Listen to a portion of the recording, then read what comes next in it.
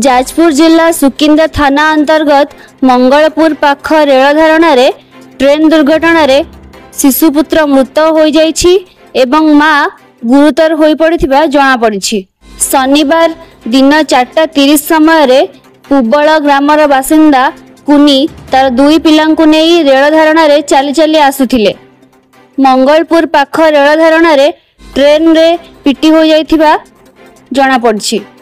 कुनी को मुंडरे गभीर आघात लगी गुरुतर हो जाइथिबा बेले शिशुपुत्र रेल धारणा रे पड़ी जाइथिले, जहा फल शिशुपुत्र कटी मृत्युवरण करथिबा देखिबाकू मिलिछि।